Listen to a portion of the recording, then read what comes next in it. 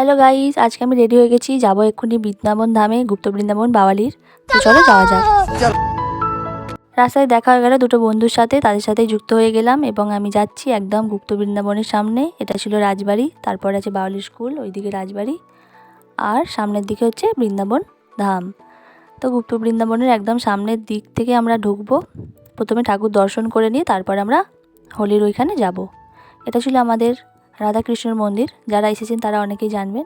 এটা অনেকই পুরানো একটা মন্দির, 360 বছরেরও বেশি পুরানো মন্দির বলে মনে করা হয়। বহু বছর এটি পরিত্যক্ত অবস্থায় ছিল। বর্তমানে এটি সংস্কার করা হয়েছে সরকারি বিভিন্ন অনুদান এবং সকলের সহযোগিতায় এটি আবার নতুনভাবে রূপ পেয়েছে।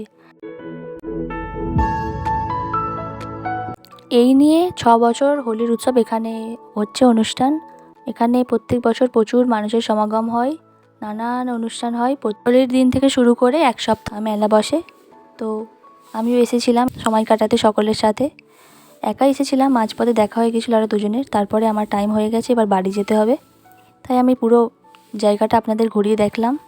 এবার আমি বাড়ি চলে যাব। কিন্তু এখন দেখো সকল মানুষ আসছে, এখন বাজে 1টার মতো, আর কত মানুষ আসছে।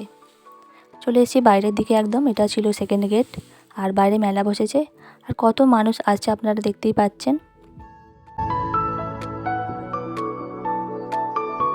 এখন বাজে প্রায় 1:25। আমি আমার বাড়ির কাছাকাছি চলে এসেছি এবং ভিডিওটি এখানেই শেষ করছি। ভালো লাগলে অবশ্যই লাইক কমেন্ট করে জানাবেন কেমন হয়েছে।